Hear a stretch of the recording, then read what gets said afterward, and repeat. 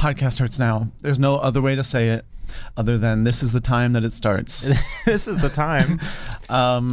I have to say, just to set the scene, I am rushing in From the gym. I had a little bag with me, and I thought, no one's going to clock me. No one's going to say anything. I'm going to be so under the radar. It was that thing where it's like, you go to the gym, that's sort of doing charity for yourself. Mm-hmm. And I was like, I like to do it anonymously. I don't want someone to know, oh, he's bragging about that. He's making that his whole identity. I mean, the way that you actually do everything anonymously is something that I find I've said this before, truly one of the most secure in themselves people I know, in a way that is actually so effortless. Huh. One time you were talking about the gym, and I'm in a constant struggle of like, oh, I'm trying to get into it, then I'm out of it for 6 months, trying to get into it, blah, blah. Then I'm like trying to be like, okay, well, I hate going, so what's the fastest way I can like get a 6-pack in one weekend? And I was like, so what do you eat to gain muscle? And you're like, it's not about that. It's not about that for me. For me, it's actually about loving myself. It's about having fun. It's about letting loose. You do have a sense of play with everything you do. Well, you have to. You're just skipping around the gym. You're like, hey, girl. Literally, I ran into someone that I know from the neighborhood, mm-hmm. and he was like, so what are you working on today? And I was like, don't ask me that. Like, that is so messed up. Because also, like, I do know, but I don't want to be like, so basically I'm working on like shoulders and back. And it's like, because that sounds embarrassing. Yeah, no, you're like, I'm working on my sense of joy. Yeah, I'm working on taking a break and, not looking at my phone. I'm for working on being minutes. the woman my mother raised me. What are you working on? What are you working Arms? on? Congratulations. How simple. Wow. Well, I hope they get big. Yeah. I hope you take up as much space as you feel that you need to express your inner insecurities outward to the world to make them other people's problem. 100%. I have to say, something happened to me last night that did shake me to my core. Wow. Which, I wasn't planning on bringing it up on this podcast because, this is a family-friendly program, of course. Yeah. Last night, I accidentally retweeted porn. Oh, that's right. Okay, so you then... All right, so I did not see this happen. Yeah. I did see that after that you tweeted, whoops, sorry. And so then our friend Max texted us and was like, Sam, what did you do? Accidentally post a nude? And you were like, no, I actually retweeted porn. So I want to know how long it was up. If you feel comfortable saying what generally kind of porn it was. Yeah. And then what your emotional journey was from beginning to end. Well, okay. So it was up for about 10 minutes. What? Somebody, it was like that. I was on Twitter and I was like, thought I was on my alt account. And I was like, sure, whatever. Like, let's save that for later. And then walked doing dishes or something. And then I got a text that was like, you might not want to retweet that. And honestly, I thought I had accidentally tweeted something very right wing or something. Totally. And well, you do have that alt account where you are just right wing. Where I'm like, save that for later. Yeah. You're like, Breitbart? Okay, they made some points. And I was, and so I was like, oh, what did I possibly, Totally. What could I have done? And then it was porn, and I was like, huh. But it was right-wing porn. It was very right-wing. It was just two bears fucking. Wow, simple. It was. I That's actually classic. was so Just grateful. two. Just two. Family values. I would say. There's no niche. Interest. They were fully clothed. The only, it was Christian. It didn't reveal anything that isn't already public knowledge. Right, everyone knows you're into bears. Yeah. And so I was like, okay, great, that's fine. But it was, people, and then people were responding, and then I unretweeted it, unliked it, and I was like, does that mean people are is it gonna go away? And I was really freaking out, and it took a good half hour for me to stop being nervous. Sure. And then I was sort of grateful. Were people responding LOL Sam? There was one person that responded wrong account. No. And I was grateful for two things. Mm-hmm. One, the collapse of Twitter. Never. Yeah, before, literally two people saw it. No one saw it. Right. And then the other thing is that I am simply not famous. And the fact that I've never been more grateful to not be famous in my whole entire life. There was a moment, if life had gone differently, this would be front page news. Well, of course. I mean, that's why you can retweet porn. That's why you can be right wing. You can pretty much do whatever you want when you're at our level. Yeah. Which is true. Actually very freeing. Yeah, it is. But you know what else is, what if in 10 years you're the new Jennifer Lawrence And then someone does go back into your history and said, he once retweeted right-wing bear porn. You just never know when it's going to come back and bite you in the ass. You just never know. And that's why cancel culture is a real problem. It was scary. There was a moment where I was like, oh, I've been like, you know, have that feeling when you like get caught doing something and you're like, I need to like lock it all down. Like I used to be so careful and now I'm not careful at all. You know what it feels like is when you screenshot someone's text and accidentally sent it to them, which I have done. Mm-hmm. Oh no. Yeah. I mean, it's been a long time since I've done that, but I used to shit talk a lot more and I would get caught shit talking constantly. It was horrible. I had to lock it down. I was actually thinking last night I had drinks with a very good friend of ours, Chris Murphy, and I was thinking this as I was walking home. I was like, when did I become truly word vomit of gossip? Like I was like, you don't have to do anything to, like I just start talking and everything I have heard in the last month comes out about people he doesn't even know. Like I was like, and I don't think I've always been, I mean, I've been like that with you, but like I don't consider myself someone who's a real gossip. And I was like, I guess I am. Yeah. It is like, I don't know. I think maybe it's that it feels like the safest thing to talk about is interpersonal stuff because everything else seems so fraught. Yeah. That's and a good so point. dark. Yeah. But So I it's was like, easier. I've barely kept tabs on what I have said in the last month. I'm like half the items on page 6 started from me. Well, there's an element of like liking that danger. There's Yeah, something about no, it's like true. wanting to get in trouble and like pushing the boundary to be like, what can I get away with saying? Well, it's also a gift to know something that is secret. Yeah. Yeah. Yeah. I did have something on gossip. Oh, a pet peeve. Yes. Is when people are like, so what gossip do you have? Oh, I don't like that. I'm like, no. That's sort of being like that's like being like, do you want to have sex? It's like, no, Exactly. You have to. It's like opening with a dick pic. Yeah. It's like, let's warm up into it, huh? Yeah. Like, where's the charm? Where's the sup? flow? Where's the sup? It is so upsetting when someone's just like, give me gossip. Because it's like, that's People not how have this no works. tact anymore, actually. Oh, it's and sickening. I think it's a Pejorative. I think it's an emblematic of the internet. It's like you just think you can log in and immediately say a declarative statement. No. Take off a little. Show your shoulder first. take off. Show your little tank top first. Touch the leg. Touch the leg. That's all I'm asking for. Touch the lower back. Please. That's better than the gossip you're about to get. Oh, please. And also, it's like, if you have to ask that, no, I don't have any. Yeah. Yeah. Also, what are you, a reporter? Is this off the record? Do I have to call my lawyer? Just like, Because I actually thought we were having drinks and I didn't know I was being interrogated. is that all I am to you? Oh, I'm getting arrested and I have handcuffs on suddenly. I'm some just seedy guy in the shadows who just has information. Oh, I'm just the whole of knowledge, Yeah. sir. I actually have a whole personality outside of this. Wow. And interests that no one cares about. And speaking of someone with a whole personality, should we bring in our guest? I think that would be an amazing idea. This is a guest that we will get into this, but this is a guest that, no joke, we have been trying to get on for approximately 4 of God's years. Yeah. And I could not be more thrilled that she has finally chosen to join us in the Red Room in Midtown Manhattan. Please give it up for Marie Faustin. Oh my God, so happy to be here. Yay. Y'all gonna add applause? Yay. Yeah, no, we will. We will. A lot of applause. You'll fix it in Applause, crying, laughter. Yeah. This is where we pause for 30 seconds so we can put the sound cues. post. Okay, let me. Hi guys. What is up? So I will say yes, Yes. you have been trying to get me on the pod for like 4 years. Yeah, But you what's are- been up with that? And then I agreed to do it finally. And then they told me the address and I was like, I don't want to do it. Yeah. 55th? And that is valid. Like, we know that. Well, you missed the air when we were on Zoom. You could have done it from home. Yeah, we did ask you multiple times to do it on Zoom, to be But fair. a Zoom podcast, it's not the same No, it's not. energy. It's not. And so you were waiting intentionally. You were like, let's get lockdown out of the way, and then we can talk. I said, let me wait till everybody in the studio is boosted. Yeah.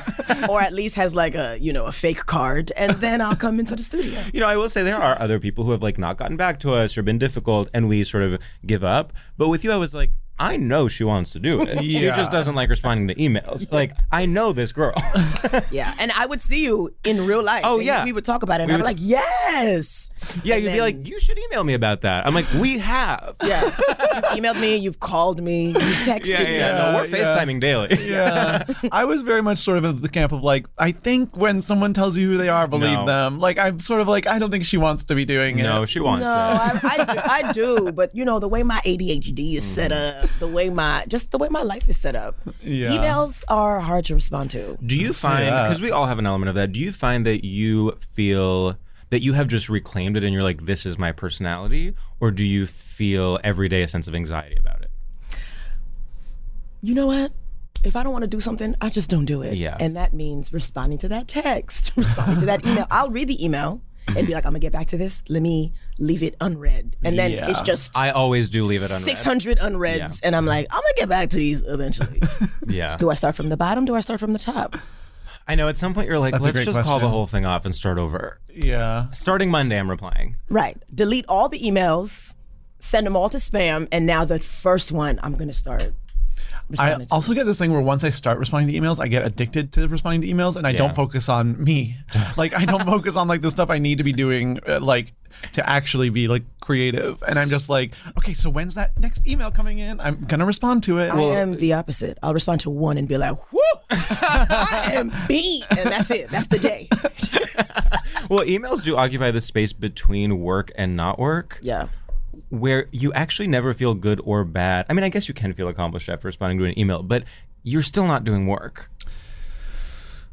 You feel you are doing work. Well, some people's whole job is email. That's true, but those people like are disposable. Oof. Okay. Write that down. Those people are disposable. Yeah, who else is disposable? Joe Biden. Oh my God. Joe Biden's ankles are disposable because they are not holding his body up at all. Joe Biden, is he even compostable at this point? I don't know, but they've pulled his face back so tight. He looked like the cat lady now. He does look Yeah, like he he does looks look like like the human cat Ken lady. doll. He looks like cat lady. They're trying to like trick us into remembering that he's old Yes. by just like, They haven't decided yet what the next move is. He needs a better creative director. That's actually a good for point. his vision for his Both body. him and Vice President Kamala Harris, I would say, need a different creative director, but for different reasons. Yeah, yeah, I keep forgetting who the VP is. It's Kamala Harris. It's her, right. And literally laughing at everything. Oh yeah, Yeah. and- Well, she's a comedy queen. Always She has famously. been. really is. I mean, it does seem like a vice president seems like the most chill job, actually. Yeah. Well, the thing is, it should be the most. I mean, when Joe Biden was vice president, everyone loved him, and everyone was like, "Oh, he's Obama's best friend." Oh, Yes. Joe. He could do anything. He could go out, go out and endorse. I don't know. Probably thinks he actually endorsed. You would just stand behind him, sit behind him during the speeches and give a thumbs up. And we were Yeah. like, Joe's cool. I have to say, talk about a double standard. If Joe Biden during the Obama presidency was acting like Kamala Harris is now, he would be like BuzzFeed's favorite politician. Oh, 100%. I'm actually, this is my new cause, is let Kamala Harris be goofy. Well, I mean, she's gonna be goofy whether we let her Exactly. or not. I think you're Exactly. saying celebrate her. Celebrate her being goofy. I mean, Yeah. politics are another issue. You can disagree with her politics, but if Joe Biden was that goofy, everyone would be like standing. But do you think it's a gender thing, or do you think it's we're in a post-Trump? Everyone's trying to be serious now. I see. What do you think, Marie? I don't think she's able to be goofy. She's the police. Kamala Harris is have you ever seen a goofy cop? Well, I've watched Reno 911. And I've seen a million Oh, TikToks yes. where they're dancing. Those are goofy cops. Now those are some goofy. Those are some goofy cops. Maybe Kamala Harris is really inspired by Reno 911 and wants to be a goofy cop. So which character is she in Reno 911? Not- Tom Lennon. Oh, I don't know anybody's name. The thing with Reno 911, I was actually watching it recently. I was thinking, like, that show is almost made for gay men. They put all the goofy, hot goofy guys in sexy police uniforms. Yeah. And then Niecy Nash, famously like a diva for gay men. And they were like, okay, now you're all gonna do like nudity as a joke. Yes. And Niecy Nash is gonna do like exaggerated like drag acting. And Niecy Nash is gonna have that curl. Yeah. That was my favorite character on the show. Is the curl. Yeah, that girl That's should have what been we should be for Halloween. The curl. Each of us should be each of the curls. Yeah, so I don't know which one she was inspired by, but I mean, I do. Yes, But to answer your question, yes, a cop can be goofy. And there are actually many examples of pop culture. Okay, wow. I asked for one. You gave me a whole show. Wow. Yeah, Paul Blart, Mall Cop. Of course. Yeah, but a mall cop is it's different. not really a cop. The cop from The Simpsons. Well, I do think Kamala Harris, because she's VP, so she doesn't have that much power, is sort of a mall cop now. She went from being a real cop to being a mall cop. That's a good point. She's sort of the female Paul Blart. Is that his name? Yeah. Okay, yeah, cool. Sure. The character's name. The character's name, right? Right. Yeah, His name in real life is King of Queens. King of Queens. His name in real life is King of Queens. King of Queens. Yeah. Yeah, I just think people are like not down to like BuzzFeedify the world. No, and which is, by the way, a good thing. Obviously we're joking. I don't want Kamala Harris to be popular on BuzzFeed. Is BuzzFeed still popular on BuzzFeed? Thank you for asking. And now we that. said it. Because the way that BuzzFeed has gone under 1 million times, and yet sometimes I'll see a tweet that's like from BuzzFeed that someone's sharing. I'm like, whoa, is this a relic? Yeah. Did we just dig this up? So here's what's scary. BuzzFeed, it used to be people would read the written word. Of course. Often many paragraphs in a row, in fact. Right. Even an essay or an article in print or online. Now, that was many decades ago. Yeah, then 2010. 2010. Then BuzzFeed came along and said, what would actually disrupt this industry is doing picture books, where there is one picture, one sentence, one picture, one sentence, much like an Amelia Bedelia. Of course. So they said they did that, and then people were like, I love this so much more than articles. It's so funny. And now we've gotten to a point where even that is too smart. Yeah, now it's just like a picture. So now it's just a picture or a video. Mm-hmm. It's a meme. So BuzzFeed is now what the New York Review of Books was in 2010. I mean, there's nothing wrong with this. Yeah. That's really smart. Yeah. I mean, what does that make children's books? I mean, children's books are basically like infinite jest at this point. I mean, most adults can't read them. Yeah, reading is hard. Yeah, totally. Are you a reader? I used to be. Well, Then same. What happened? I used to be. And I have a lot of books in my house, I think. And I don't know, some guy was at my house the other day and he was like, oh, you really like books? And I was like, nah. They came with the place. Yeah. They should, though, because whenever you have to move and you move all the books, and it's like all the books you never read. And they're the heaviest box. The heaviest box by far. Yeah, and you're like, I could give them away, but then what if I read them? Yeah, what if I was like, I bought them or something. I somehow right. acquired them. They should just come with the house. Yeah. Oh. Like the fridge. Like the fridge. Totally. Oh my God. Okay, wait. Should we do our first segment and then really jump into it? Sure. Okay, Marie. Our first segment is called Straight Shooters, and in this segment, we test your familiarity with and complicity in straight culture by asking you a series of rapid-fire questions where you have to choose this thing or this other thing. Okay. And the one rule is you can't ask any follow-up questions about how the game works, and if you do, we will yell at you in an aggressive and abrasive way. So, and that starting I'm now? I can't ask any questions? You are not. You're already so losing. upsetting. Okay, I'm Sam, ready. take it away. Okay, Marie. A logical fallacy or a topical wrinkle cream? Ooh. Oh, a logical fallacy. I'm saying what's You straight? can't. That's a question. Ooh. Okay, having a plan B or bullying Gen Z? A plan B like the pill?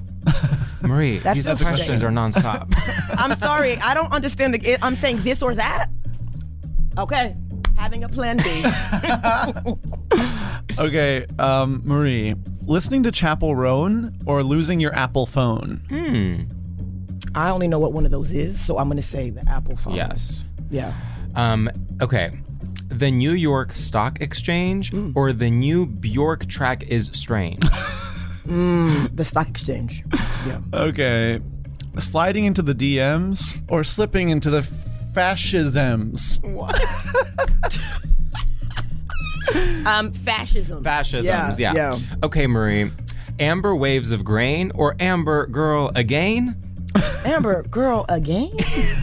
Slim Pickens or Charles Dickens? Slim Pickens. Obeying your father's orders or being Madonna's daughter Lourdes? This one's hard. This one's, okay. Lourdes. Okay. Wow. So we rate each of our guests' performance on a scale of 0 to 1,000 doves. Yeah. I would say that was an 850. I think that was a beautiful performance. I mean, I'm inclined to, it might have even been disqualified because mine was so flop. So I do actually think, Marie, I think both of us did some of the worst straight shooters we've ever done. And you are well within your right to be confused. I think that was like maybe our floppiest flop of all time. I actually think in a way that is like it's like retweeting the porn where I'm like, I gotta lock it down. I need to focus again. I need to start paying attention. And I'm gonna revise my rating and say you get 1,000 dubs and we get 0 We get dubs. 0 dubs. For the first time ever, we get 0 dubs. Wow. And we actually want to apologize. We're drafting a notes app apology to you as we speak that we will be sending to BuzzFeed News. Actually. Yeah, it's tough writing them on the train. You think you can hear it, and then you say it out loud, and you're like, no, sweetheart, that is so wrong. Yeah. Do you ever have that where you say something to an audience and in your mind you're like, well, this is literally my best joke of the night, and they just don't get it?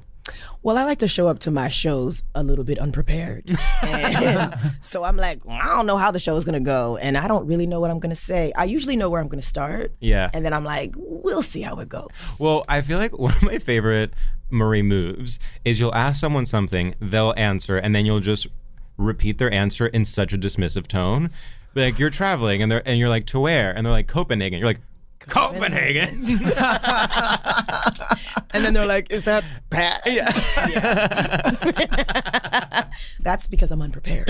Yeah. Anytime you see me ask a question. But it always works. Well, anytime you see me ask a question, I don't know what I'm talking about. Yeah. That's good to know.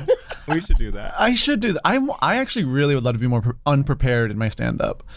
But you thrive on it because I think your humor often comes from like, it's like desert and then you bring the water. Oh, did you hear that? Make me sweat. I'm the water. Yes. Yeah, you're the water. I would ideally like to want to be more prepared, but that's just not how I am. No. Yeah. I'm good at not trying that hard, and so I just I've always been like this. And I think I'm gonna die like this. Yeah. I would like to be like somebody who's at home, like Act 1, Chapter 2. But that's not how I'm not built like that. Yeah. Damn. And it keeps working, so I'm gonna keep showing up late and unprepared. Which actually brings us to our topic. Wow, in like the cleanest way. I mean, well, I also wanna talk to you for like a tiny bit about your show. Yes. Because I am curious, and actually we've done dating shows as a topic on the pod. Mm-hmm. And so Sydney, Washington. Yes. So, okay, you host a show called Why Are You Single? Yes.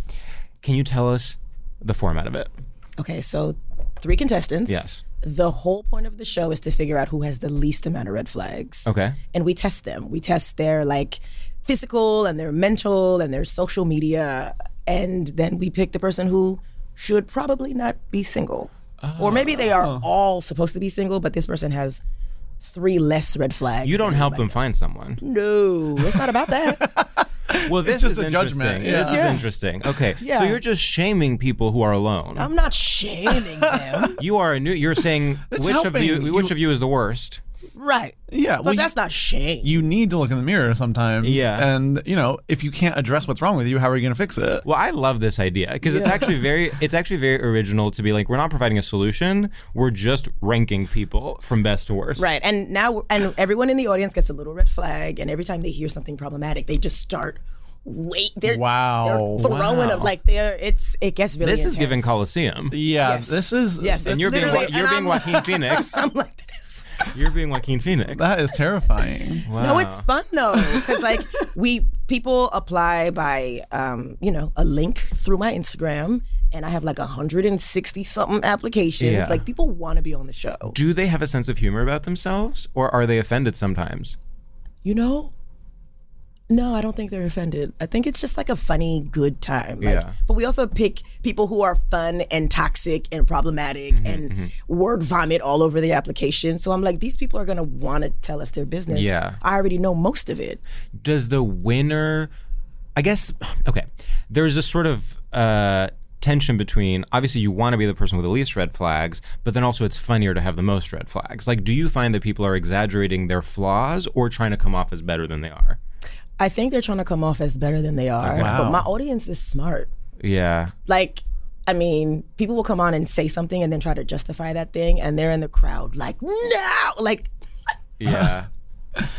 and anything can be a red flag Yeah. What's like a good red flag to have. No, like in one of the shows that has surprised you or something.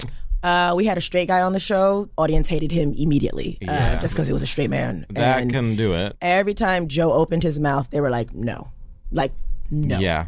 And then we make them do like a physical thing at the end to see, we want to see how they move in the bedroom. Oh. And Oh, wow. And this guy flipped over a chair and broke the stage. And the audience was like, absolutely not. No. Absolutely. Broke the stage? Yeah, he like a piece of the front of the stage came off. Oh, Well, it does not sound like someone I want to have sex with. I'll tell you that Right. much. I'm Okay. curious. All right. Yeah. I mean, I do The it. way my bed frame is set up, you can't come here with that energy. Yeah. There's something about like if the bed breaks, even if the sex is horrible, you're like, that was crazy. That is Like, true. That last is night true. was a fucking movie. Do If you the make sex is bad and the bed breaks, I'm not saying that. That makes one of us. I'm like, all Venmo in. me right now. I'm like, that was crazy. Well, there's I'm gonna something tell about, my fucking there kids is something about about the this. bed breaking where you're like, well, I'm in a mood. Well, I literally am Yes. in like a rom-com. Yeah. I'm in Trainwreck. I'm in train wreck. Yes. Yeah. I get that. Yeah. I 100% get that. So do you make them fuck a chair? I make them do a lap dance on an empty chair. Oh. And yeah. And If this is, you have all genders on the show. Yeah. Okay. Everybody. I love this. It kind of reminds me of like this thing. I feel like in therapy a lot, people will like realize their trauma and be like, so basically I'm fucked up in this way. And then that's where they stop. And I think your show does exactly the same thing. And people could save a lot of money and just go to your show. But I think it's another reason why people like the show so much is people in the audience are also, we all have red flags. So a lot of single people come to the show and they're Yeah. like, I'm not the problem. It's the people I date. And then you'll hear somebody say something on stage and you're like, oh my God, I'll do that too. Yeah. And it's like, girl, you are the problem. Well, it's like how everyone is always like, I mean, someone very close to me was recently saying like, God, a straight woman, like, God, dating in New York is so hard. And everyone says dating in New York is so hard, so hard. I'm like, how about you all get together and figure it out? Because you're all making up the population that is dating in New York. So if everyone agrees that it's hard, maybe there should be unionization Get it efforts. together. Yeah, we need a treaty. I don't This know. is I'm wild. having fun dating. I like dating. You Yeah? do like dating. I I feel like like it- you've always, since I've known you, you've never been one of these people who's like depressed about dating. I date men. Right. If And I that's- sat home and thought about it, I would just be sad all the time. Oh, I see Or what you're saying. I could go out and have a good time with somebody that I might see again or might not see again. Either way, I'm gonna show up cute. I got fits to wear. I got places to discover. I'm going on the date. What's like your dream date? My dream date. Yeah. Oh, I don't know. What's your dream date? Ooh. Okay, see, the pressure is hard. The pressure is hard. Okay. It's also very, of course, that's a vulnerable question because to course. say what you like is one of the most embarrassing things you can do. No, it's very true. Yeah. I feel like, I guess I wondered when you go on the date, like when I was like dating, like I got tired of having the same conversation over and over. Does that bother you or are you like, whatever? I went on a date with this guy recently and he wouldn't stop talking and I was like, that's cool. I'm just gonna keep eating. Well, what's great about someone talking at you is that, first of all, you can zone out. Second of all, you just come across as a good listener. Right. It's like it's truly and third of all, by the way, you don't have to talk. So you don't have the pressure of sounding interesting. So it's actually a win-win-win. And I have really good paying attention sound effects. Yeah. He's talking, I was like, Wow. That is more really napkins. good. You should make an app where you can press a button and it's each of your ums. If He's someone talking, he's like, so you know, and I was like, right. But then Oh, you're from dead. before. Yeah. No, it's actually, I used to be so worried about coming across as interesting, and it really is so liberating that actually all people want is for you to be silent and for them to talk. But also, when you want people to like you, I think they sense that, Yeah. and it makes them like you less. When you act, and I think this is why people like me so much, because I don't care about any of them. And so when I show up and I am kind of a little bit aloof or disinterested, they're trying even more Yeah, for me to totally. like them. And I'm like, oh, I don't even, again, it's like me doing comedy. I don't really have to prepare for this. I just have to be like, yeah, they're just like, I'm from Illinois. You're like, Illinois? and now they're trying to win Exactly. me over. Yeah, they're like, oh God. I'm like, what country is that in? I don't know what this says about me, but That is a classic you response to someone saying they're from Illinois. I don't know what this says about me, but when someone on the date is like talking so much and I'm Yeah. just like being kind of quiet, I immediately start to be like, I'm like getting sleepy. You're getting sleepy. And I'm like, if I don't have something interesting to chew on soon, Yeah. I'm gonna pass out. Damn. Yeah, that's when you hold up your red flag on the date. Yeah. I want to say, so we didn't answer the dream date question, but a guy sent me a text yesterday, and hold on, let me read it to you, because I was like, what? Okay, he said, This is someone you have already been on a I've been date on like a couple dates with this guy. Okay. Yesterday he said, I want to know your thoughts on ice skating. For example, if we had the entire Rockefeller Plaza rink to ourselves one night, would that be something you'd want to do? Are you dating Lorne Michaels? Not, but I'm like, You should. You should. I'm like Okay, the entire rink. I can't ice skate. I've never done it. But the entire rink to ourselves? Is that romantic or stressful to you? Just, like, how much money do you have, sir? Right. Yeah. One. You should ask for cash. Ask for, and ask to see a bank statement. Yeah. You should say, I prefer cash. Just like, Yeah, maybe what? Amazon gift card if you have to. This is like, to me, straight dating is like people doing outsized gestures and or asking like truly dating questions from Cosmo magazine in the 90s. Totally. Like to one another until they die. Well, there's this thing where it's like, don't forget you're both people. This is where it's like dating is so hard in New York because everyone's trying to do these big gestures at Yes, each other. And it's yes. like, no. Let's think about this. You're a human being. So are they. I think I was, in reflecting on like, what's the perfect date? I was like, okay, well, obviously we hook up first. Yeah. And then it's like, was that fun? Then we go to round 2, which is like, let's go get drinks. And then if that's fun, then we go get dinner. You hook up Really? first before you know their name? Oh, I'll know their name. They can be like, hi, I'm Sean. And then we hook up. And You then don't know if it's SHAWN or SEAN.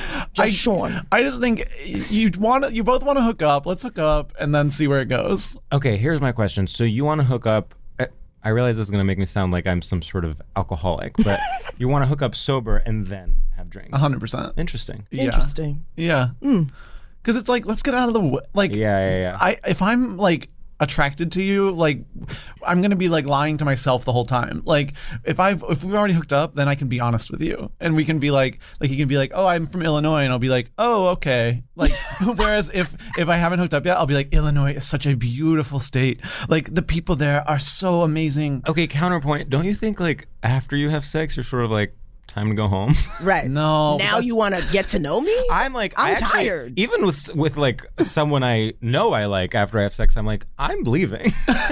Yeah. Well, that was nice. Take care. Send your mom my love. Yeah. Like, No, that's where it gets fun. That's the after sex But hang then is there's like my no favorite anticipation thing. of anything. yeah. That's what's fun about it. You can relax. You can. I treat can't each other decide as if people. maybe you're being more pure because you're like, yeah, so you're basically like, this is the sex part, and now we're girlfriends gabbing. Yeah. Okay. interesting. An after sex hang, there is nothing like it. This I is don't fascinating. really want to me. hang out. I've never. What if the sex is bad? Well, if the sex then is you bad, don't. then you don't. Then you don't hang out. Oh, and then so you're cutting your losses because you're like, well, so then you never risk hanging out for 3 hours and then having bad Yeah. sex because you're getting whether or not. But you don't have to hang out for 3 hours and then have sex. Yeah, you just rent out the skate ring. Just drop $30K. Just drop 30K. Yeah, me and Richie Rich at the rink, and I can't skate, so it's gonna be really embarrassing for me. Oh my God. I mean, this is giving like when people sort of like are running a company and go off of what a management book says rather than what like their employees are clearly asking. Where it's like they read in a book that like you should have like an on-site where you ask everyone their biggest fears or something, when in fact it's like, well, that woman is pregnant and she doesn't have health care. Start there. Yeah. It's like this guy, rather than seeing you for who you are, is picking a random activity and is like, would you like that? That he learned on That he MTV's learned on like MTV Next. Yeah, literally. I'm gonna go on the date. Yeah, I mean, you should. Just That sounds fun. I mean, Just for the I, Tanya. and just to see what you're gonna wear to the ice rink. oh, I I'm can't wearing- wait to see. You know the outfit's gonna be giving double axle. But the actual motion on the ice, I feel like they have like a walker. They do, thing. yeah. That's gonna be me. Yeah, you're gonna be looking like Michelle Kwan at the old folks' home. Right. It's gonna have tennis balls on the bottom. Yeah. That's the plan. But no one's gonna see that except him because there's no one gonna be there. Right, no one's gonna be there. Wait, crazy. one person hasn't answered their dream date, and it's George. Okay. I mean, I really do. Okay, there is a part of me that does like a big thing of like literally like going to the opera. Yes. So there is that part of my brain. I'm not saying every date should be that. Yeah. But I think in terms of just the perfect date, it really is to me like getting drinks, getting a martini, and slowly becoming more and more like loose and attracted to one another. And then at the end, it's like a no, because you've like worked your way up. And then at the end, it's such a no-brainer that you're going home. It's like no one even has to address it. I like that. So I'm sort of Julia Roberts in that way. Yeah. Yeah, in both. I think I'm still a romantic. I think like I also do get like if someone is being interesting and being smart, that does make me more attracted to them. And I do struggle with being, even if someone's extremely attractive, not knowing anything about them, I struggle with being like, all right, let's do this. Because they're attractive? No, because I don't know anything about them. Oh, what is that? Like sapiosexual or demi? Which one is it? demisexual? It's sapiosexual. Sapio? I would never identify as such. Well, your glasses say something different. Denial. No. Oh my God. This is not good for my brand on this podcast, which is already like really suffering. Yeah. So if you go home with somebody and they're hot and you know them, but they don't have any books. No, it's not about that. It's not even about intelligence. I'm sort of like, even just talking, I'm like, okay, let's do a quick 15-minute talk. Then we'll hook up. You know what I mean? Like, I'm like, it's almost like a form of foreplay. Sure. It's the first step. Listen, I'm all about the foreplay. I love that. Live, love, laugh. Yeah. But I don't know. I feel like I'm kind of the opposite of Sam in that, like, now I'm like, it's your privilege to have sex with me. Like I could bang everybody if I wanted to, but like I feel like now I could be more selective about it. I'll go on a date with everybody, but bang them? Oh, I see what you're saying. You know what I mean? It's just like, I don't know. Like I feel like it's like a secret club of people that can be like, well, I had sex with Marita one time. Right. And it's like, you know the handshake? Yeah, you're like a gated community. I'm sort of like a Holiday Inn, you know? Yeah. Yeah, and I guess I'm sort of like Soho House. Yes, members only. Members only. Exactly. Okay, so let's get into our topic, I feel. Yeah. So, Marie, tell us what topic you have brought with you today and maybe a little bit about what makes it straight to you. I am notoriously not good at being on time. But my topic is, I think, being on time. Being on time. That's a very time. straight thing. Which, by the way, you were today. You were here before either of us. Which is wild, okay? An asteroid is about to hit the Earth. That's how crazy it is. I mean, I was really like, wait, what? Now I've Yeah. seen everything. I said that when I got here. They're like, you're the first to get here. And I was like, what? I was going to go home. I was ready to leave. Being on time, well, yeah. What about it feels straight to you? Straight people don't know how to make an entrance. Straight people will, wear the same outfit from last night, so they don't really have to think about what they're putting on their bodies. Something about being prompt. Something about being on time Yeah, is very it's giving straight. calendar, your alarm when you have an alarm, a reminder 5 minutes before that tells you don't forget to brush your teeth before the big dinner. Right. And then you show up. It's very like... Well, it's pro-military. It's pro-military. It's pro-military. You are doing military time. You're like, I'll be there at 2100 hours. It's very much given that. And, I've always been a late person. I went on a date with a dude once. I was 45 minutes late to the Oh date. my God. And what kind of date? Dinner? Crazy. Yeah, we were... A reservation? Were there reservations? I was texting him, hey, I think I'm running late. I was texting him throughout, and when I got there, he was so relieved. But when I got there and he was still sitting there, I was like, yuck. Not you still sitting here after 45 minutes. Respect I was yourself. I said, my God. I gotta go. I mean, I stayed, but I was like, Yeah, but did he enter the club? he did not. No, he did not. Membership denied. Membership denied. Wow. I mean, that is amazing. Well, for you to show 45 minutes late and then blame the other person for not having self-respect to leave. I was like, sir, what, are you okay? Is everything okay at home? But when I walked in, he was like, pretty girls are never on time. And when he said that, I was like, oh, after this moment, I will never be on time again. Yeah. God, yeah, then people might think you're ugly. Right. I mean, that is kind of hot. That's a hot thing to say. Yeah. No, it is. That's pretty smooth. Pretty girls are never on time, so I'm not surprised. I was like, this guy got low self-esteem. Wow. They're also a person that's on time, you know, as LGBTQ plus content creators, you know, we are a family of, we trust each other, we love each other through thick and thin. And I do think there is a trust that if you're 15 minutes late, it won't be a big deal. Like no one will like scream at you. And I actually think with straight people, maybe there's not that understanding. Well, I read, you know, New York Magazine did this issue a while back about like the new rules of etiquette. And one of them was like, so there used to be an old etiquette rules or whatever. It was like 7 minutes is the maximum you can be late without it being an issue. Like you don't have to apologize. It's just like 7 minutes.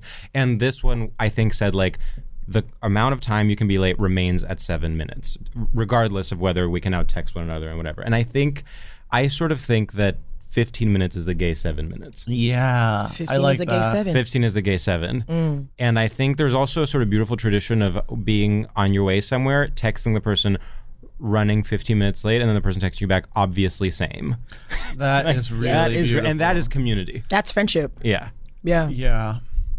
I actually find it insulting when someone texts me running late when they're only 5 minutes late. Yeah. I'm like, you don't need to be that on top of it. Just be 5 minutes late and trust that I will be forgiving. 5 minutes late, you still in the window of on time. Yeah, That's on time. No, 5 minutes late is on time. When people, it reminds me of like when people Venmo you for like a drink, and it's No, like, no. don't Venmo, like don't pay me for that. That's like for fun. That's to be friends. Yeah, get the next one. Get the next one. Also, it in fact rejects the intimacy that you're supposed to feel. Like to text someone running 5 minutes late, it's like, oh, so I didn't know we were having a business lunch. Yeah. And that this is actually a general meeting with Viacom, because I actually thought I was having dinner with a friend that I've known since childhood. Right. And similarly, if someone Venmos you for a drink, it's like, okay, are we expensing this to the business account? Truly. It's hurtful. It's downright hurtful. No, it's like, yeah. Yeah, but my friends know I'm not good with time, so I'm like, I'm running late. They're like, yes, we know. Yeah, no, they brought a book. Yeah, they're like that. I told you an earlier time, knowing you were still gonna be late. Yeah, and it's like, and now we're walking in together. That's what friends are for. George, you don't run very late, do you? I don't. I mean, you know, the subway. Oh, don't even get me started. No, but I think both of us are generally good about being on time. We're similarly on time. We're in the 5 minute window. There is one of the most disorienting things in this life is sometimes you are accidentally early, and then you truly don't know what to do with yourself. I actually was early last night when I was having drinks with Chris, and I was like, so now I'm sitting at the bar and saving him a seat. I feel awkward about saving a seat and not ordering yet. I don't know what to do with myself. I feel like all eyes on me. Yeah. Everyone's looking at you. Everyone's looking at me. They're like, who's at the that center of freak? the ring, just like a circus. Who's that pervert at the bar alone? Literally. Yeah. And I do seem like a pervert because I'm not there casually reading a book like some sort of, you know, like Owen Wilson in that Woody Allen movie. I am. What is it? I never saw that one. You know what I mean. Paris. Paris is burning. Paris is burning. Midnight in Paris. Yeah. Okay.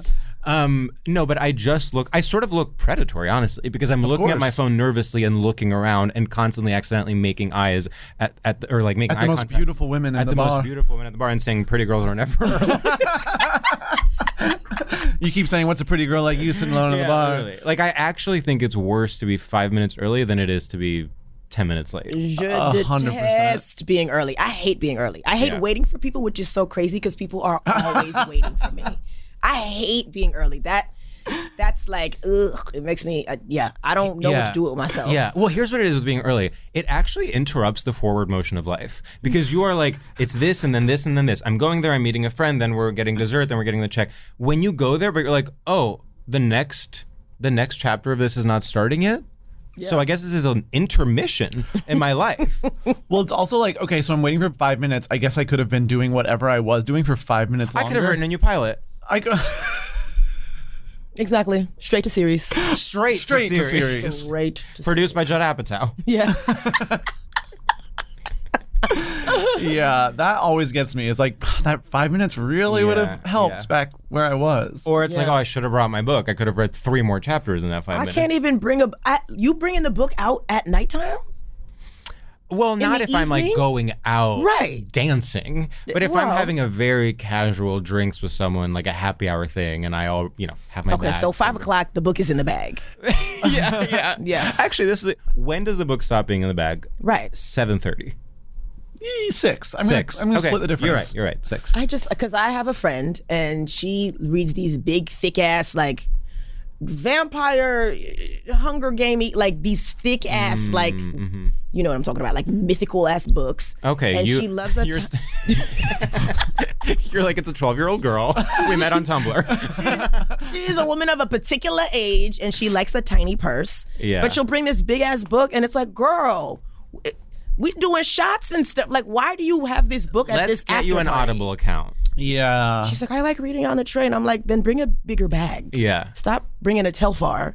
And this book is the size of an encyclopedia. She's dancing. It's smacking people on the face on the dance floor. We went to like at the SNL after party and Devin was so embarrassed. He was like, he like slapped the book out of her Well, you hand. don't bring the book to the No, SNL you know after party. you're not going to be reading at the SNL after party. Hell? But she was reading on the train to the party, and it's like, Oh babe, my God. the party starts at 1:30 in the Get morning. a Kindle please. app on your phone then. Like, Girl, turn come the on. music up and put the book back. She is being a precocious glasses girl. Yeah. She's being precocious glasses girl. I have a very embarrassing tale. What is it? I went to a party at a $3 bill a few weeks ago, and friends were like, we're gonna get there on the earlier side, like around like 10:30ish, and I was like, okay. I got there at 11 and To be safe. and I was one of the first 3 people in the venue. The door person was like, oh, I don't even know if you're allowed to come in yet.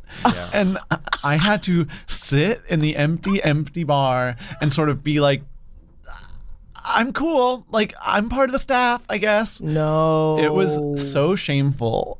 And then by the time it actually got crowded, I was like, well, time to go. This is actually, you're pointing to something interesting, which is like, you're not an early type. Yeah. But you find yourself in the position. Sometimes you have like an hour to kill. It's not enough time to go home and then go to the next thing. So sometimes you find yourself in the position of being an early person, and then you have to overcompensate by being like, "Oh, don't worry, I'm blackout drunk." No rush. Oh, don't worry. Like, Yeah, this isn't a work event for me. This isn't a work event. I'm crazy. yeah. Yeah. Yeah, look, I'm burning books actually. But the day that you got there early, what was the weather doing? Could you have taken a walk around the block? It was raining. Okay, well, Thank you. Okay, wow. And actually, that's such an apt That's point. a really good point. It was raining. but when it's raining, you're allowed to be even later because it's raining. Why would you be early if it's raining? Okay, so it's raining. He had like not an awkward amount of time to kill. You can't go home in the rain. Oh, I always So go home. I always do go, you? even if I even if I have 20 minutes sitting in my house with my shoes off, I'm going home and then I'm coming back outside. Yeah. Wow. Yeah. That is impressive. I always go home. And I have to tell you guys another detail because you're really being giving me a generous read. I was coming from home. So you left the house. And you see what, like, In the rain? In the rain, and you were still early, and then you had to sit there. Yeah. Embarrassing. But I appreciate you guys giving me such a generous read. What time did your friends get there? They got there like 11:30. It wasn't horrible, but I mean a half hour. A half hour, and you were there with the staff? Yeah. You were cutting limes in the back. It was wild. It was so early. I was sort of like, I don't have to pay for a drink, right? Like, I just get it for working here. Yeah, you were there for a family meal. Yeah. Well, there is that element also of being early where suddenly your chosen family is the staff rather than the patrons. Yeah. Like, because you're making small talk with the bartender, you're sort of like being like, oh, he's 3 blocks away, I promise. Yeah. Blah, blah, blah. And then your friend comes and suddenly there's this incredible class betrayal where you go from being on staff to being a patron. Wow. Yeah. And you're like, I'll never forget this half hour we've had together. Like, yeah, you were like, I might be upwardly mobile. Now I'm upper middle class, but I was you. Yeah. Mere minutes ago. But then you stop talking to them immediately. Yeah. And you're like, I said with a twist. Yeah. Literally. Wow. But I also don't know what it feels like to be that early. I don't move that way. Yeah, it's not fun. I do find myself, it's harder as the parties stay late, but you get older. I'm sort of like, do we have to be going out at midnight? Like, do we have to get there at midnight? Yes, we do. We got to leave the house at midnight. It's actually I agree with you day to day, but then when I zoom out, I'm like, no, that is how you know you're alive. You actually have to force yourself to go out at midnight. Yeah. But It's New York. You can't become one of those people that's like, why aren't there more queer spaces that start at 2 p.m.? George, I would never be like that. First and No, I know. Of foremost. course, not you. I'm saying you won. But what do you do between dinner and midnight? Well, my answer is you have a late dinner. Right. Well, but how What time are you late? eating dinner, babe? Well, Sam famously is like Well, I love a 7 p.m. dinner. Okay, so you're done with dinner at 8:30, 8. Oh yeah, you gotta have another dinner before you go out. And then it's like, okay, so like I've had a cocktail. Sure. And then it's like, now what? Well, then you start your date with the sex. Right. And then if it goes well, then you take the person out and then it's midnight. Right. I think we've solved So that are one. you eating 3 meals a day? 2.5, And the first meal you eat at what time? maybe like 10. Okay, see that's you messing it up from the beginning. You eating How breakfast so? too early. I eat breakfast early? at like 1 p.m. Oh. So I'm eating dinner at like 10 o'clock. See, George does this too. George Yeah. at like 11:30 will be like, so do you want to get breakfast? And I'm like, breakfast? Darling, it's almost noon. It's time for lunch. Like, it's time for my siesta. As soon as it's noon, I'm like, this is lunchtime. Yeah. That's wild.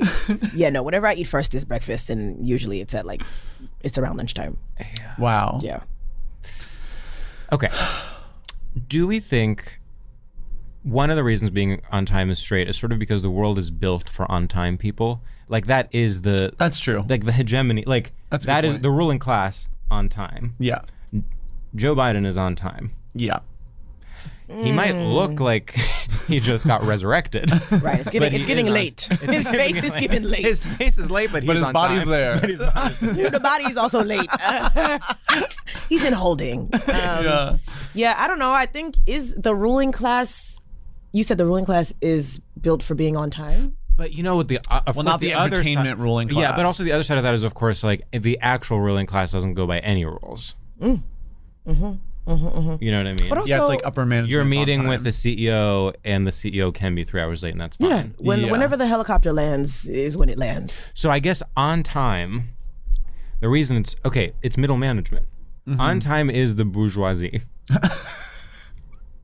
I don't know. I feel I got TSA Pre-Check this year, and I was always somebody that was like sprinting through the airport with my suitcase, and now I get to the airport 8 minutes before my flight leaves, and I'm cruising through that TSA Pre-Check. This is the airport. This is traumatic to bring up. The airport right now.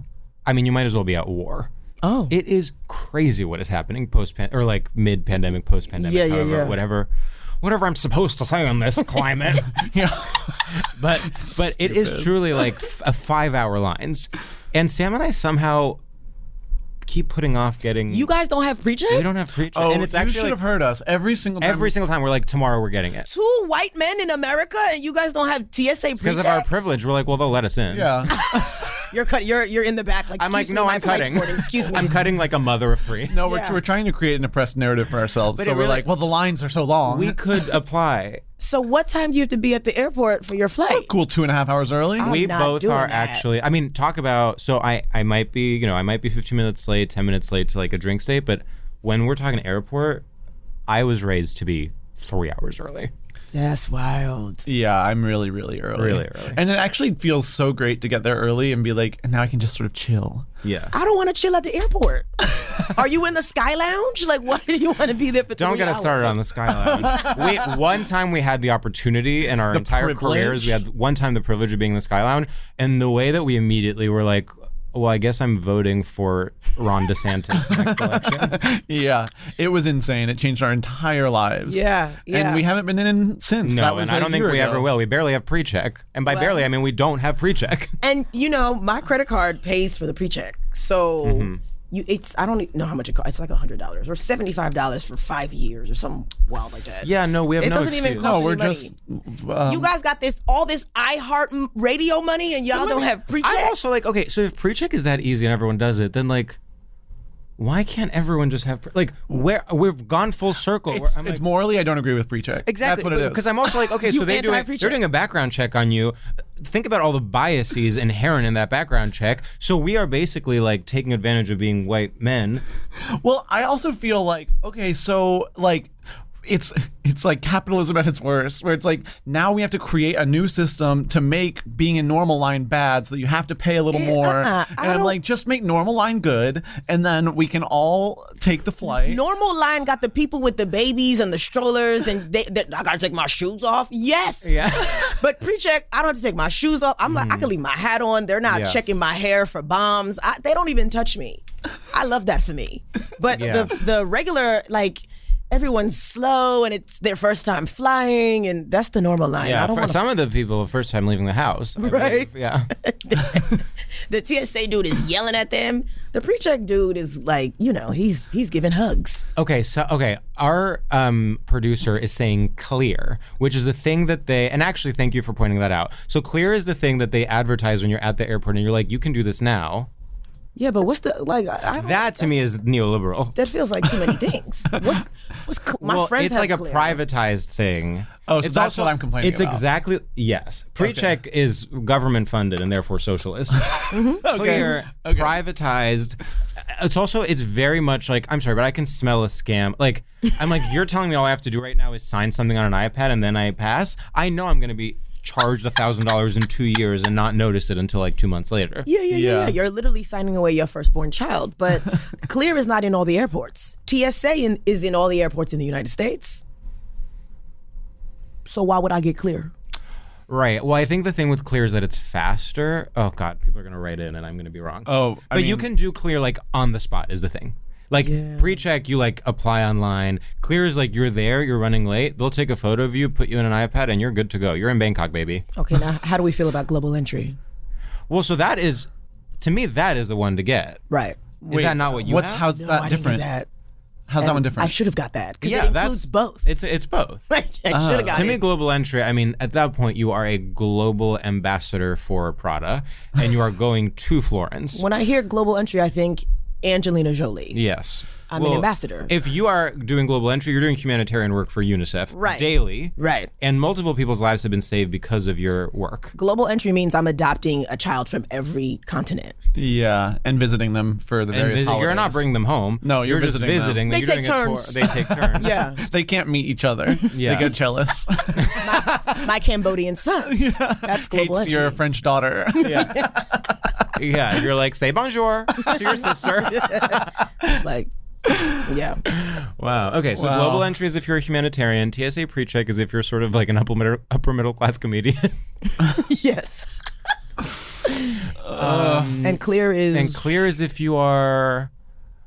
To me, clear is you would join an MLM. What if it's clear as like you're 23 and work in finance and make $300,000 a year, And for so no it doesn't reason? matter. Yeah, Yeah. and you're just like whatever. And you're whatever. actually like you would never like go through the motions of actually applying for pre-check, but you're like, whatever, I'll pay. Yeah, and you're like going to a bachelor party in Arizona when you sign up. Yeah. Yeah, Clear. that's That's clear. their ad for Clear. A lot of people will sign up because of that. Yeah. There should be a little whale on it. A little embroidered whale on your clear Yes. card. Yes. Is there a card? There should be. I don't think there's a card. Well, I mean, if they want to start branding, it's time. Maybe a clear belt. Ooh, a clear belt. Yeah, I would love that. It's a clear neck pillow. A clear neck you know pillow. this. It's a which is also a scam. Oh, 100%. Also, dirty. When I see people walking around carrying neck pillows and they're just like bumping, they're at the urinal, they're bumping around the bathroom, and then they go to the bathroom. What about people who bring their pillow on the flight? I, What is this? They do not have pre-check. I'll tell you that. Yeah. They are putting the pillow through the TSA check machine. They got bed bugs. That's how the French bedbugs got here. Yeah, that's Pillow people. That's how the Those dirty pillow people. Yeah, no, the way people treat planes as their bedrooms, like you see people in full on pajamas, Yes. and like slippers. Yes. A plane is just a train in the sky, and a train is dirty. Yeah, well, yeah. And a about train it. is just a bus on rails. Right. And a bus is dirty. And a bus is dirty. Well, a bus is the dirtiest. bus- Well, I don't know if I'm ranking them. I'm gonna say train, bus, plane in terms of dirtiness. Train is the dirtiest. You know what? Speaking of being on time versus being late, Yeah. I love a train and a bus too, because you can be a little late and it's like, who cares? I actually hate a bus because you never know with traffic. Well, of course I hate that element. But a for train- being on time. A train is magic. Oh, of course. Yeah, Magic School Train. Magic School Train, the Yeah. famous book. The famous. That's what your friend was reading at the club the other day. Yeah. Magic He School loves a Train. fantasy sci-fi novel. Yeah. Yeah, I don't know. I used to hate the bus. I used to make fun of it. During the pandemic, I didn't take the train for a whole year. And the bus became my friend. They got Wi-Fi on the trains. I mean, on the bus. They do? Yeah. They're doing really well on those big window buses. You can charge your phone. You know, we're one Really? step away from getting the aux on the bus. Damn. We're one degree away from, can I play this? Thank So wait, you. why did you write off trains but we're down to go on the bus? Because I live where my apartment is. There's like 3 bus stops like directly, like close to me. And the train, I just was like, the rats down there. I don't want to get.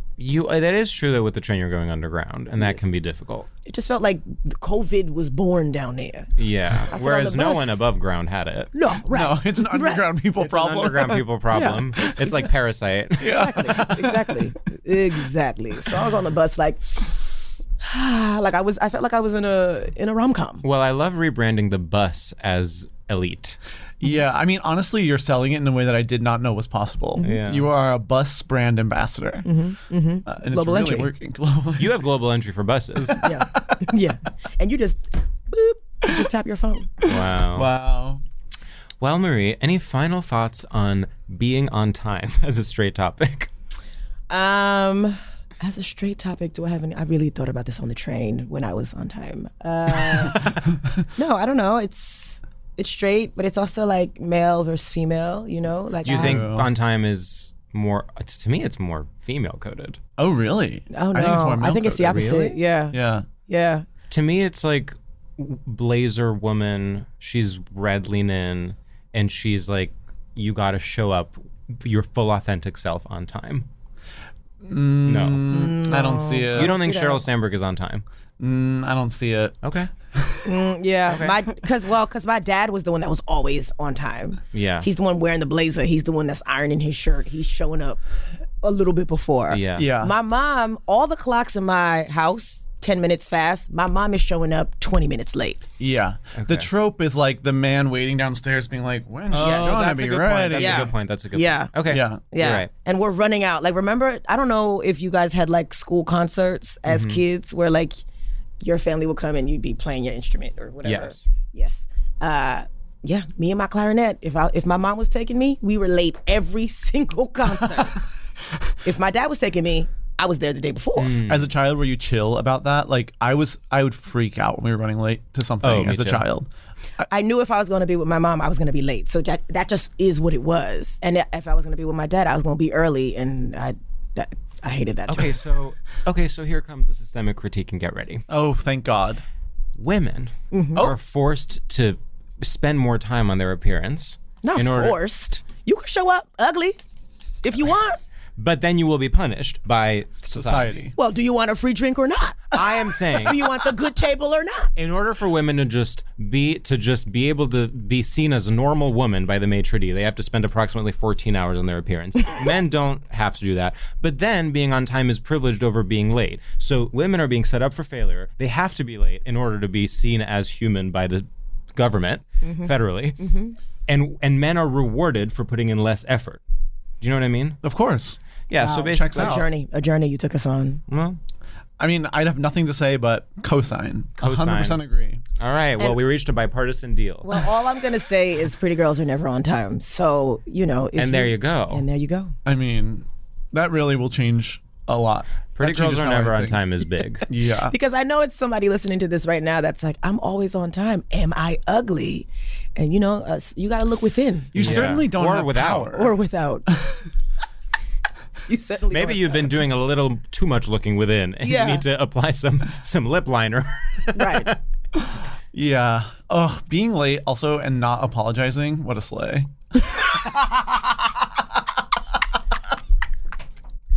Yeah, or you come in being late and walking in with the sorry, like your coat is behind you. There's a breeze. You're like literally like accidentally slapping the maitre d' as you walk in. Absolutely, I feel like Vanessa Williams in Ugly Betty. Yeah. Or Meryl Streep, Devil Wears Prada, when she would come in and drop her course. bag. Yes. Yeah. That's how I feel when I'm late. Wow. I'm not even sorry, trains, Yeah. planes. I mean, that is glamorous. I'm all in. Yeah, the maitre d' is like, so are you looking for? You're like, shut the fuck up, and then you breeze past. I know where they are. Yeah, but the thing about me and being late is if I'm running late, sometimes I'm like, wow, this outfit is not good enough for me to be running late. So now I have to change into a Marie. better fit so that when I get there, people are like, oh. that's why. Well, you look great. Well, it's like walking in with a coffee to a work meeting or Oh something. my Right, God, right, shame. right. You do have to, yeah, it's like if you're going to be late, you have to serve. You have Yeah. to really be presenting. So now I'm later because I changed my clothes. So it's like, what came first, the chicken or the late black beach? But it's. But at some point, you get to, if you're 25 minutes late, well, you might as well be 45 minutes late. I mean, sometimes that's how I feel. Yeah. I'm like, it's 25. She was another 30. I could be 10 more minutes late, but now I gotta look great. So I'm like, I'm stressed. Yeah. Yeah. Yeah. That is a tough little algorithm that you have to figure out. Well, you're basically a mathematician at that point. Of course. You have a PhD in engineering. I have a pin with a string map and attached to it, and I'm like, well, if I wear this with this, my titties gotta look like this for me to be this late. Like, Yeah, and then suddenly it's 10:45. and now Sam's been there for I'm 3 furious. hours. Had 3 dinners already. Wow. Should we do our final I segment? think we must. I'm trying to think if I have one. Marie, our final segment is called Shoutouts, and in this segment, we pay homage to the grand, straight, oral tradition of the radio shoutout and give a shout out to anything that we enjoy. So imagine, it's TRL in 2001, you're shouting out to your squad back home, but about Okay. anything that you like. That's and straight. or anything at all. It can just be anything you like. And we make it up on the spot. Very Yeah, we unprepared. always think of it on the George, spot. do you have one? I can do one. I can do it. Okay. Okay. All right. Okay. What's up, everyone out there in both the urban, suburban, and rural world of these United States of America? I want to give a shout out to the TV series Frasier. I have resisted getting into Frasier for my entire life because it seemed honestly Republican, and that's only because Kelsey Grammer is a Republican. Of course. Come to find out, it is a show written by literally all gay men, and it is about gay people, both men and women, in fact. Frasier is gay, Niles is gay, the dad is gay in real life, look it up. I know. Roz is actually like a lesbian who is so insecure about being a lesbian that she is a promiscuous straight woman, and that is really interesting and difficult.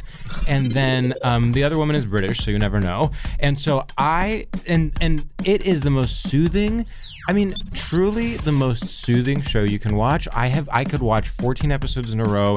It is some of the best comedic acting I've ever seen. I think David Hyde Pierce should have an EGOT. I have no idea how the reboot is, but you probably not good. And so, yeah, I really, really encourage everyone out there to go out and find Frasier on Hulu.com. Frasier is gay? Well, They're not actually, no, none of them are openly gay. okay. But But it has a very gay every sensibility. single person is gay coded in an insane way where you're like, so this is clearly intentional. Well, it does seem like this is not meant to be a read, Yeah. but it feels like on the nose for you. Like it's like I know. they're like I know. pretentious people that are also gay and like being like try the wine. Maybe that's so me. Maybe that's why I've resisted it my whole life. Yeah. Yeah, I see it. I see you watching Frasier. Like if you had been like Suits, I'd be like Suits. Yeah. Yeah. But Frasier, that checks. Well, my shadow was actually going to be Reno 911, but we already mentioned it because I recently rediscovered Reno 911, and I am laughing my butt off. I'll tell you that. Okay. Go ahead. What's up, everyone around the globe, from the East Coast to the West Coast and everywhere in between? I want to give a huge shout out to, I mentioned her earlier, Chapel Roan. You know, gay guys are obsessed with this girl, and I was sort of like, okay, new pop girl, I don't know if I have the time.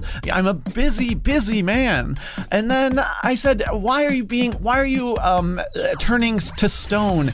Keep yourself open to new experiences. And I listened to this chica, and I am loving it. Wow. I said, there is something to it. When gay guys stand something, you don't have to be defensive instantly. Sometimes you can just also stand it because you are also a gay guy.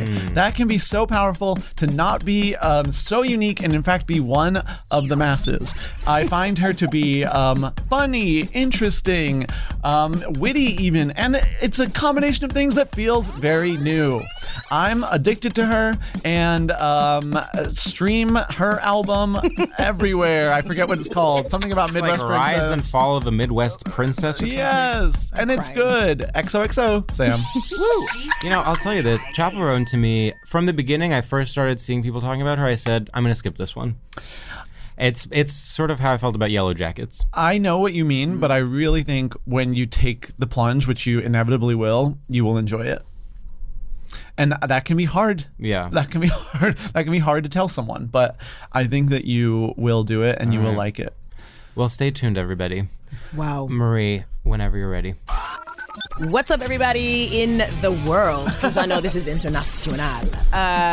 I want to give a quick shout out to gossip. Okay, Gossip has been a thing since the beginning of things. Period. And truly, there's no better business than somebody else's business. I love hearing other people's business. I like going to people's houses, seeing where they live. I like putting the address in Street Easy to see how much they paid, and then telling people what I saw. I just love listening to people like you were talking about this before. I like it. I'm here for it. And it doesn't have to be like nasty or mean, but sometimes it's fun when it's nasty and mean. I'm not like tweeting it, but you know, You're doing a close friends post. I'm sipping that hot tea beach. I'm like, and then he left her. Like I love listening to other people's mess. And so Gossip, keep doing your thing, girl. Woo! Wow, beautiful. Tale as old as time. Tale as old as time. Gossip. Yeah. Well, Marie, this has been an absolute delight. Thanks so much for doing it. It took me It's been 4 years. See you in another 5 years. It took 4 years, but we did it. We did it, Joe. Next time we'll have a different president, maybe. Well, hopefully. Yeah. But also not that one, you know. Yeah, it's complicated. It's complicated. Needless to say. Needless to say. So our thoughts go out to Kamala Harris. Yeah, please vote. Bye. Bye.